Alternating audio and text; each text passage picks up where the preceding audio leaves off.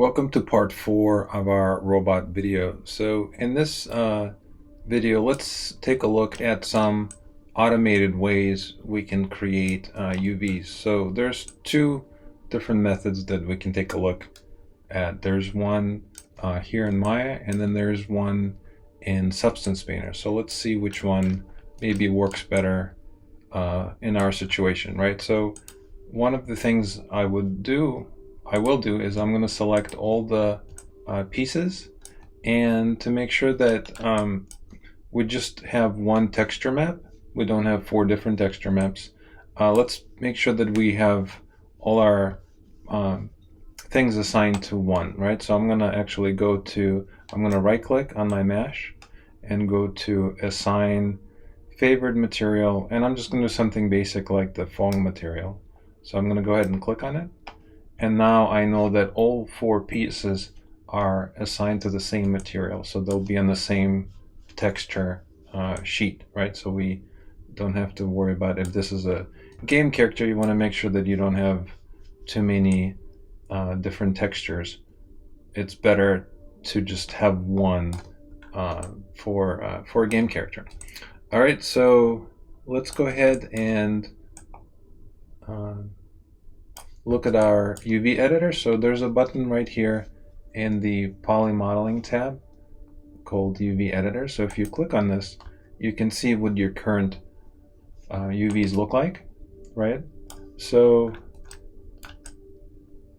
what do we do next? The next step would be, while everybody's selected, all 4 pieces are selected, you want to go to UV, and let's go ahead and click automatic. And if I go into my settings here and just reset them, you can see that these are just default settings. So I'm just going to simply say project.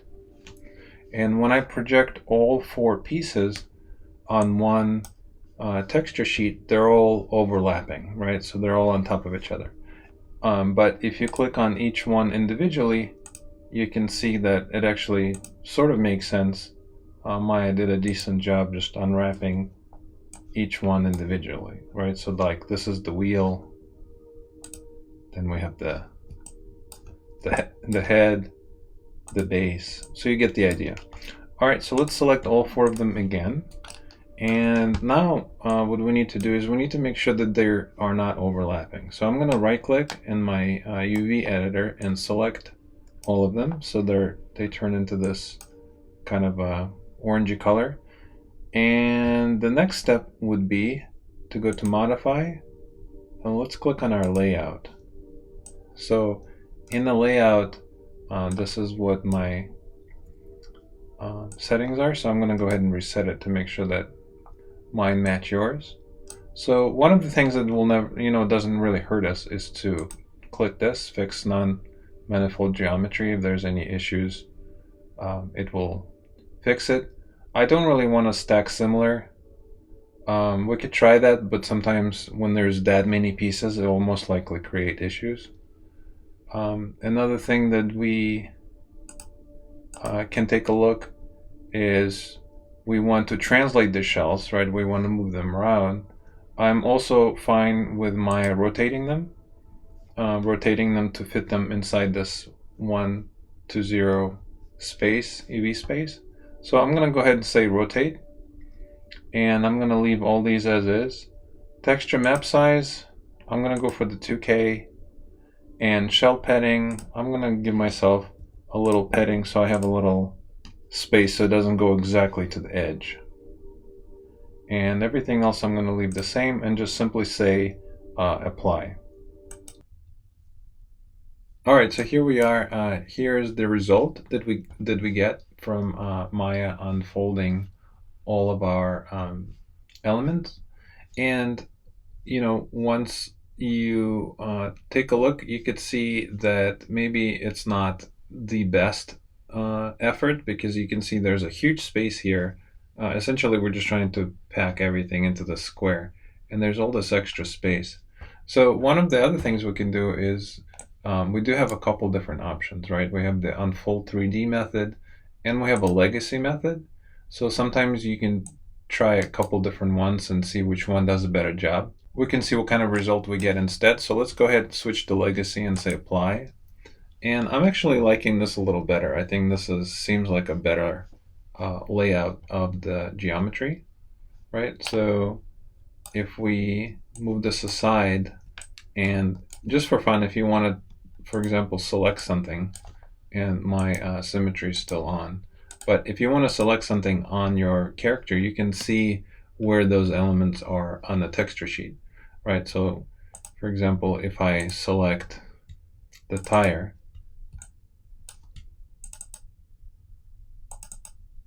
right, you can see that um, all the tire pieces are right there, and they're sort of towards the bottom.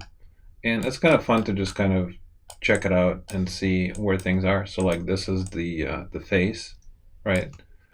Um, so this would be the automated way. Now, the cool thing is, yeah, we did it with one mouse click. The downside, of course, is if you actually hand this uh, asset to someone and they want to take and they want to do some custom painting or customizing this in any way in maybe Photoshop or some other painting program, well, this is really difficult to, this would be really hard for them to try to paint, based on this texture. But in our case, we're going to actually use Substance Painter, so maybe it's not as important and it will be just fine for what we're doing, right? But normally, if you do sell this asset, you want to manually unfold each element, and something like that would take quite a bit of time. So for the sake of this exercise, let's just go ahead and go with the automated uh, process. And I do have a manual video on my channel that you can check out if you're more interested in seeing what would it take to manually unfold each element. And there's another robot tutorial that shows that. But for this example, let's just go ahead and see how that imports into something like Substance Painter. All right, so I'm going to go ahead and close out. And my next step is going to be simply select all 4 pieces once again, go to File, Export, and I'm going to choose my folder that I'm working in. And I'm going to leave it on OBJ export, and I'm just going to say robot maybe underscore Maya. And I'm going to say export. All right, let's jump into Substance Painter. And let's go ahead and import our robot. So I'm going to say File, New, and I'm just going to leave the document resolution at 2K. I don't yet want to do the unwrapping here yet, because I want to see what the Maya one looks like before we try this, right? Because Substance Painter has one as well. But let's look at the Maya one first. So I'm going to grab my model.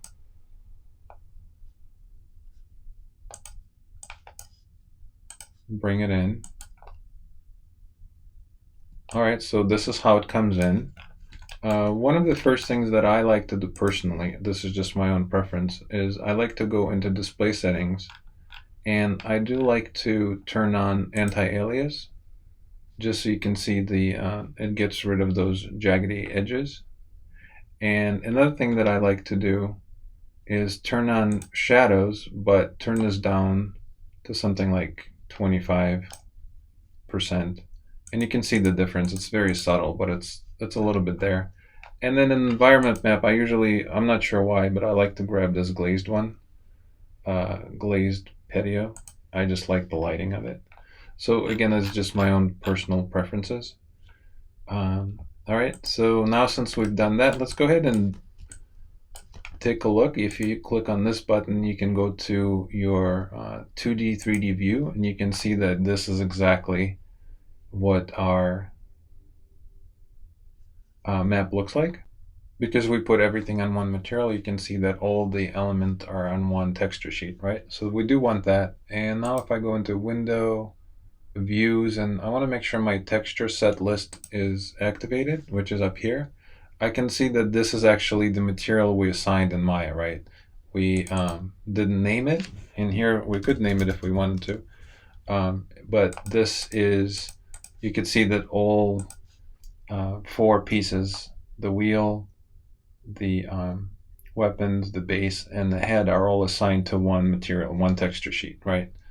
So keep that in mind. If in Maya you would have assigned 2 different materials, one to the wheel and one to the head, then you would have 2 here, and then there would be completely separate texture sheets. So it's just good information to figure out how you want to organize your character, because if the character is more complex, maybe you want to have more texture sheets to get more resolution out of your character. But again, for this exercise, this is sort of a kind of a mobile game character, lightweight, low poly. So one texture sheet is what I was going for. So the next thing that I would like to do is we could start painting him, but I just want to show you, just for fun, what the other texture map would look like if we did it here in Substance Painter. So let's take a look at that. So I'm going to actually save my project, and I'm going to call this Robot Maya UVs. I'm going to say save. And now I'm going to go to File, New, and let's grab our robot once again, the OBJ file. But this time, let's go ahead and say Auto Unwrap, so we can see, and we can click on options if we wanted to, but I'm going to leave these as is. Just for fun, let's see what kind of job would Substance Painter do to automatically unwrap our UVs. So I'm going to say OK.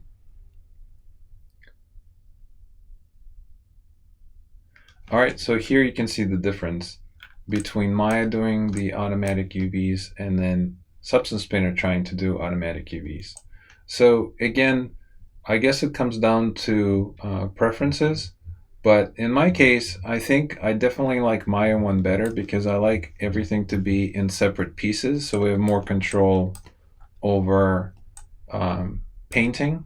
I feel like that probably make a lot more sense than painting something like this, where this would be better for like a more organic character, like an alien or maybe a skin of some sort. But for modular pieces where you have many different elements, I feel like maybe it would be better to go with the other one. So that, again, that's just a personal choice, but I want to show you both and show you how dramatically different the UVs look. So keep that in mind. And this could probably work, but I think it would be a lot more difficult to paint little pieces, especially when it's kind of grouped up like this, right? So for that reason, I'm going to switch back to my previous one. All right, so now since we have this done, let's go ahead and switch back to our 3D view. And the next step would be to actually bake our map. So that's the very first step you want to do here is Substance Painter. So I'm going to go ahead and say Bake Mesh. And let's go ahead and set our output size to 2K. And I don't have a high resolution sculpt of this guy, so I'm going to simply say use the low poly mesh as the high poly mesh, right? Because we only have one. And everything else I'm going to leave the same. For anti-alias, if we wanted to, we could bump this up just a little bit, maybe to create a better quality. And everything else I'm going to leave the same and just say bake. All right, so once it's done, you can see what it looks like. I think it looks really nice. I'm liking the result. It looks clean. I like the ambient occlusion. If you hold down Shift and right click, you can move the light and actually see how it's hitting the model. And so now we can finally do the fun part, which is apply some materials and see this guy with some color in him. So in my case, I really want to do something really simple. If you guys want to get really fancy with the materials and the painting, you are, of course, welcome to play around. For me personally, I found a couple of references that I like, that I was shooting for. Sort of like the Wally look, where you just have kind of a modern, clean uh, material. So there's really not much going on in there. It's just kind of a very plasticky feel, right? So very clean. So that's what I was kind of shooting for with this guy, in my mind at least, personally. So you're welcome to follow, or you're welcome to detour and maybe experiment with your own textures. But this is what I'm sort of shooting for. And by the way, if you guys are wondering what I'm using here, this is just a program called Puref, Pureref. So um, it's an awesome little app that you can use for your references, and you can, float them over your applications as you're using them, which is really really cool. So check it out if you don't have it yet. But in my case, so to kind of going off of this, I'm not even going to grab any of the materials. I'm just going to simply create a new fill layer and go for a white material, and maybe change the roughness to be a little more shiny, just like my references here. And again, I can hold on and shift and right click to kind of move the lights around to see how that's actually looking. And I am happy with this being my base. Next, I'm gonna do the tire, which is sort of black, right? Black color. So I'm gonna choose black for my tire, and I'm gonna turn the roughness about halfway so it looks a little more rubbery, or actually maybe even something like 0.76. I think that looks pretty cool. And again, it matches sort of what I'm seeing here. All right, so let's go ahead and right click and say add black mask. Then I'm gonna grab this guy here. Then I'm gonna actually grab UV fill here and just simply kind of make a selection.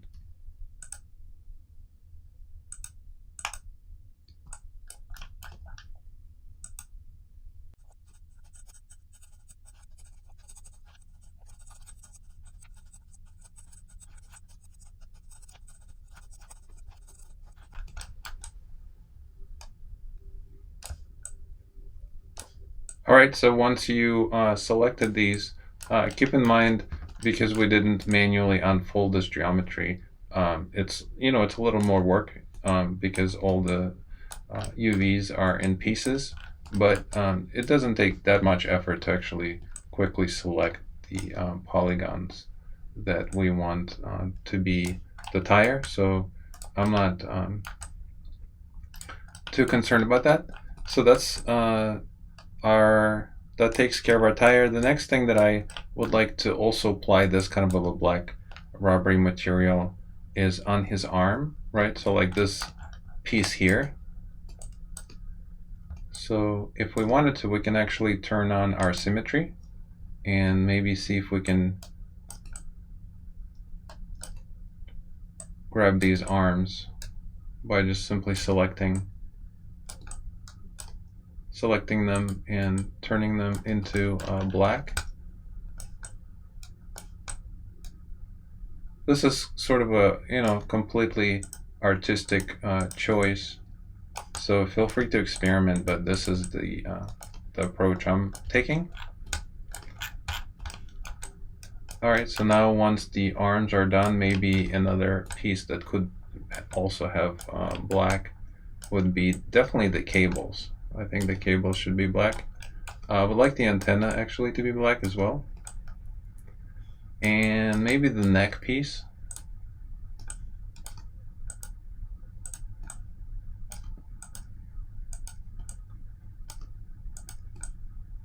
So I'm going to paint that as well. And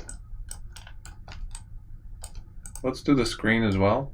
Kind of looking at the weapon, I like how the color is broken into two different colors here. You have the kind of the light gray, the white, and the black. So maybe I could do something similar. I can break these pieces up a little bit. And I'm actually not liking the black for that. I'm going to go back and let's go ahead and apply a different color. So maybe I would love to see how like an orange would look. So I'm actually going to go, if you hold on the Alt key, you can just select just the color and then maybe choose, in my case, I'm just going to go for like a red orange. And the reason I'm only doing the color is because I already adjusted the roughness in my base layer, so I actually don't need to change the roughness of this. I just want to apply a color, so that's why I unselected all these, right? So now if we apply the black mask, we can go ahead and maybe select these elements here, just so they stand out a little bit better. Just break the color up. And I would like to actually do the same thing. I'm going to click on this button and see if I can do the base. I think it would be really cool if the base was orange as well.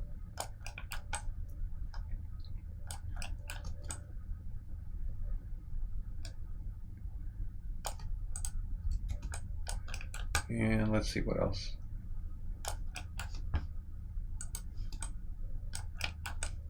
Trying to figure out if I like all of this to be orange or not. I almost feel like the shoulders should be white. So actually, let's do this. I'm going to select my mask, go back to this button here, and I'm going to actually flip my invert value here to 0. And now if I go back to my UV fill, I can actually uncheck the elements that I don't want to be orange, right? So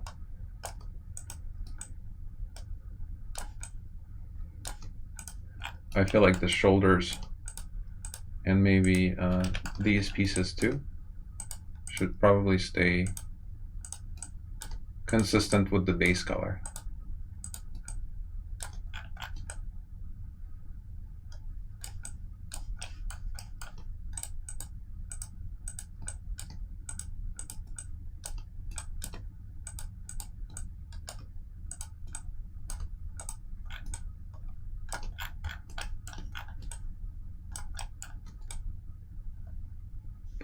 All right, I'm kind of liking this. Maybe orange is a little too crazy, especially if I look at my reference. Let's just maybe go with like try a gray or like a darker gray, or I mean a lighter gray. Maybe that's a little more subtle.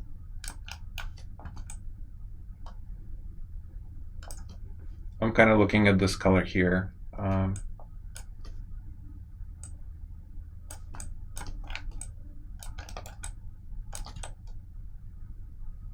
I think that looks pretty cool. We definitely need to introduce some glowing, so like some blue glowing would look really nice.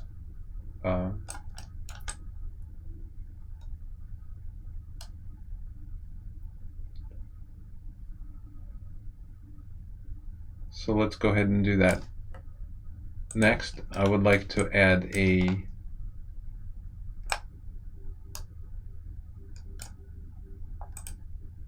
I'm going to add in my channel box, in the channels here, I'm going to press plus and add emissive.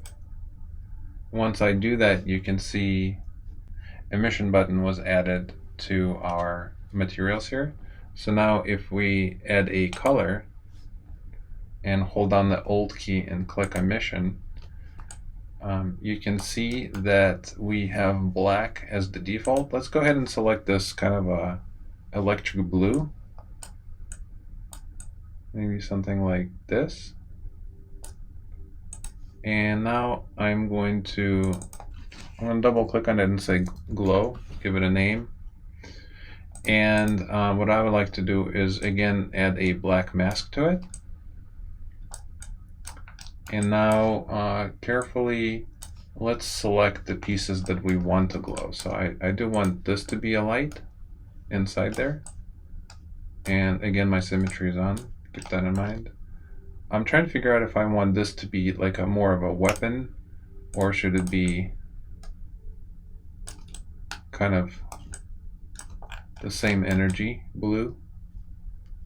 Let's just see if this works for now. I definitely want all of these, and as you can see that's not working, so I'm actually going to switch to Polygon Fill and do it individually, right? So I need just these pieces to be blue.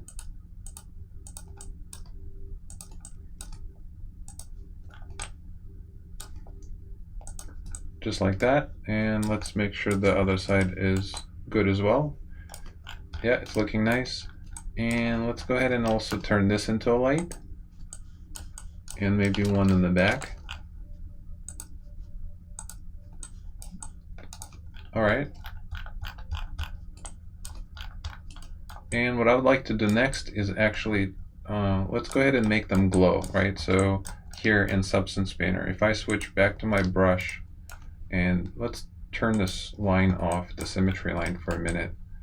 I would like to have this blue actually glowing. So to do that, I think I need to go to shader settings, and let's make sure, actually, let's first make sure in our display settings that we have the post effects activated. So I actually would like to turn my vignette on, right? Just to give it a little more interesting background. And I also want the glare on, right? So I'm going to turn my glare on, and I'm going to switch it to bloom. I'm not going to touch these yet. I'm going to jump into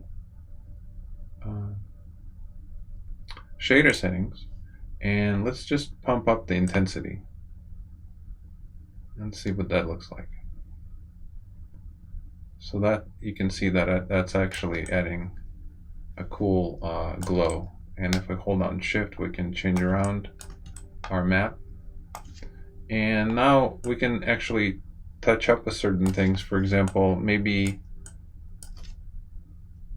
we could try and see how it looks with a different map, or with a different environment map.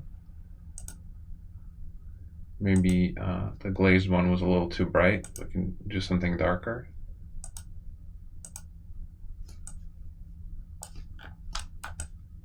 I kind of like this autumn forest one.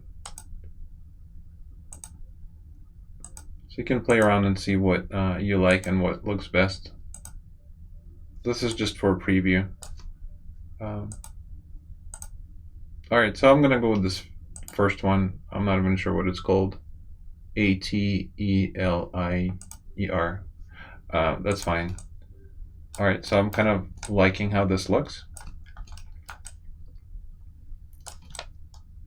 If we want to turn down the shininess, we could go to display settings, and you can play with some of these. You can turn them up and down, threshold, RAM factor. So you have all these dials to play with, right? And then of course it's always fun to go into your glowing layer, and you can try different ones. You can try a yellow, pink, red. Decide what kind of glow you want. I'm pretty happy with this electric blue that I was going with.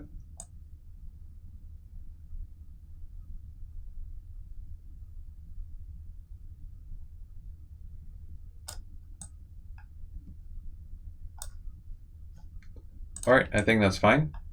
The next thing that we can do is we can figure out what else we can light up. So I'm going to go back to my mask and then go into my fill here, and I realized that I would like these to be lid as well.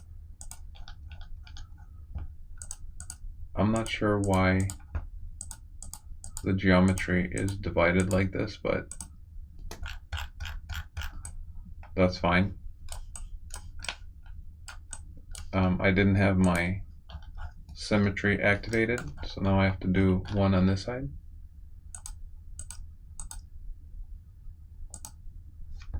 And if we wanted to, we can actually look at the map and see where that's located, right? We can actually drag it to make it a little faster.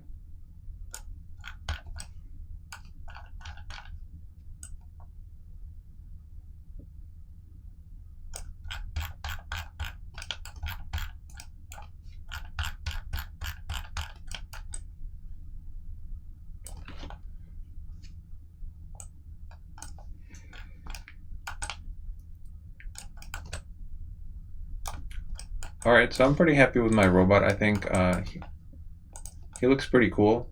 The only other thing that I would like to do is add some kind of eyes to him, right? So maybe let's stay with our glowing mask, and let's see if we can, I'm going to move these aside for a second. And I'm going to grab my brush and go into alphas and see what alphas we have available. So I'm just looking for something that looks like maybe like eyes, right? So I'm kind of liking this circle split. I'm going to double click on it. When I double click on it, you can see an alpha is automatically applied in my brush. These are just PSD files, so if you want to create your own, just create a 1024 by 1024 PSD with a black background and white mask, and you can import it right into the project as a alpha, and then it will just show up in your project. So in my case, I think something like this should work, so I'm just gonna again double click on it, and if I click on it once, you can see that it's being stamped onto the face. So I'm actually going to turn on my symmetry line and make my size a little larger.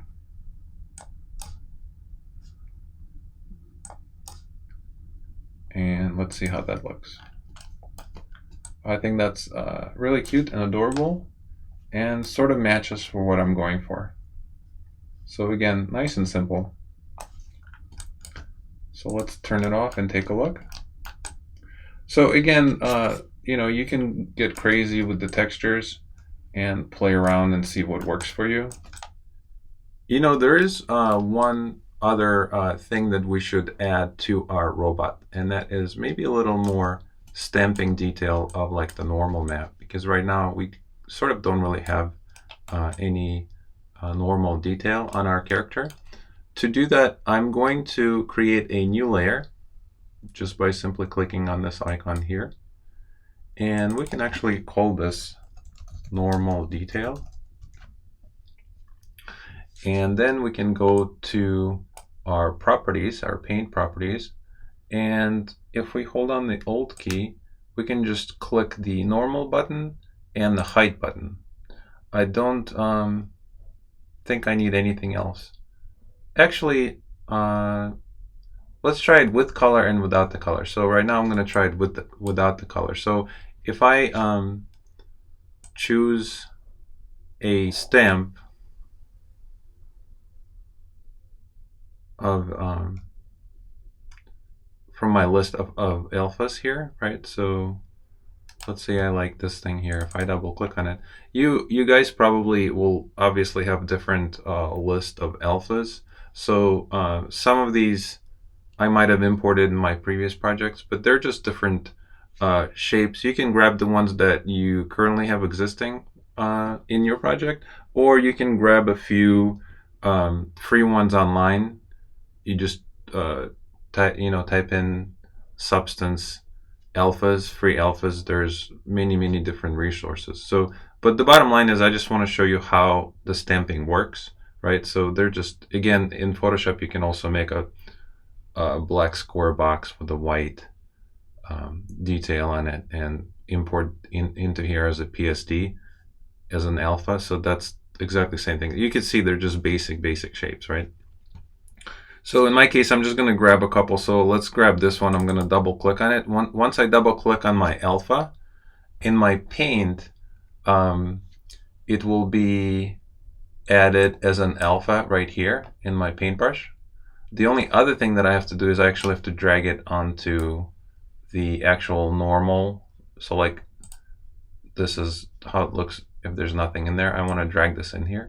So essentially I have my normal alpha and I have my alpha alpha, right? So there's two different places. And the height, you have to decide, do you want, this is, you know, this is flat. Do you want to go into the mesh, or do you want to pop it out? So like if you want to pop it out, maybe just try it like halfway. And now if we stamp something on the side of him, you can see how it's actually looks like it's extruding, right? So that's how stamping works. And I'm actually not loving that shape on the side of his arm. Maybe I could do something better. I kind of like this vent, hexagon vent. I'm going to double click on that and drag it in here. So again, it's in two places. If I hold down the control key, I can rotate my vent, make sure it aligns with the arm. I also want to make sure that my symmetry is on, because I do want to stamp it on both sides. All right, so I'm going to go ahead and stamp it here. I think that looks really cool. And again, this is how it looks without the color, right? It's just, if I hold on shift and right click, you can see how it's just, it's extruding, but it's actually using the base material and color as the kind of the extrusion. Even though the light hits it a little differently, it looks like maybe they have a different color, but it doesn't, it's just white. So one thing we could do, if I do Control Z to undo, let's turn the color on. And in the color, if I choose like a dark gray, or like a, you know, you can choose any color you want. I'm just going with gray. And if I stamp that, it should also make a stamp and the color, right, at the same time. So you can see how my stamp is actually gray. So it's actually a great way to add an illusion of detail where there's no actual modeling being done, right? So this is a great quick way. So I'm just gonna go around and maybe add some stamps to my guy. Maybe I'll do one back here.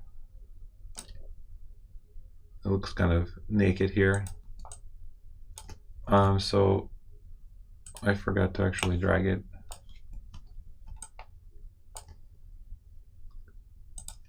And if I wanted to, I can change the size of it. So this is just an artistic preference. You know, you just go around and see what looks good or what makes sense.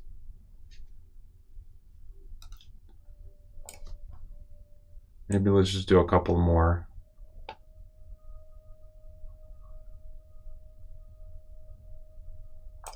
I kind of like this one. Let's see where we can add that. Maybe on the side he has like a little vent. And maybe this time this one can actually go in.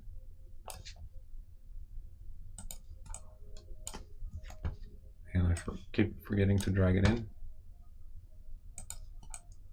I think that looks really awesome.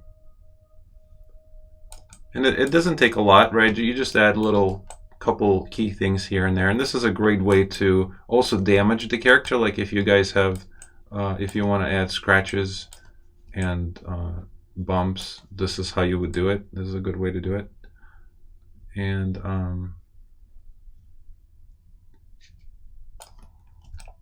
maybe I'll add something to his shoulder.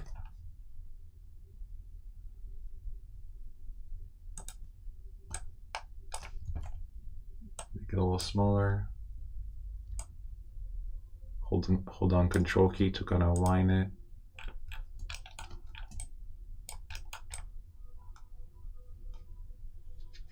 So I'm really liking this. I think this is looks really cool. Again, you can spend hours, you know, stamping and playing around with colors and materials. I will not do that. The final thing that we can take a look at, and make sure you always save your project, by the way. That's super important. So do Control S or File Save. And one final thing before we stop this video is let's jump into Irae, right? So there's a button here called Irae. If we click on it, it will take us into kind of this really cool pre-rendered view, and by default you probably don't have the clear color on, so it will actually use your environment map as the background. And as you remember earlier, we set it to this one. You can of course jump around and try different things, different lighting. If you click on your display settings, that's where the environment maps are, right? One thing that you could try to play around is the rotation. As you rotate the map, you can see that that rotates the entire scene, and also dramatically changes the light of your character, right? So that's a good way to find maybe a good lighting that you personally like, and you can keep an eye on the shadow on the ground as well. If you need this to be transparent, maybe you want to render this out as a transparent image out of Substance Painter, you could click on this button called, in display settings, called Clear Color. So if I say Clear Color, the background goes away and it looks like there's a solid color, but this is actually just in Substance Painter. If you save this out, this will be a transparent PNG with the glow post effect and the shadow, right? The gray would not be in the PNG. So that's important to note. You can change the color of the you know, your ground, which is really cool.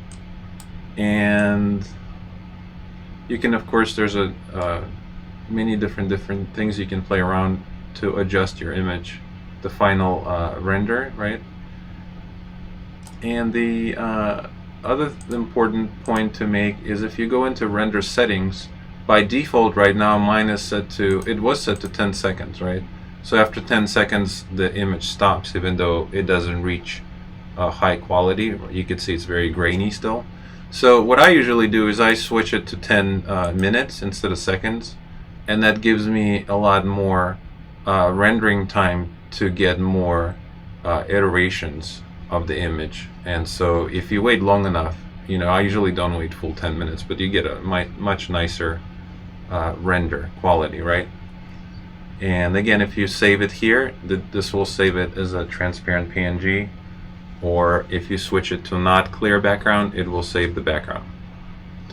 Alright, so I hope you found this useful and helpful, and in the next video let's take a look at how we can export all these textures and apply them in Maya, and maybe then create like a cute little simple animation for this guy, as well as I also want to take a you know, peek at how we can import the textures and the animations into a game engine. So maybe we can bring them into Unity 3D and take a look there how he's looking. Alright, so thanks for watching, and I'll see you next video.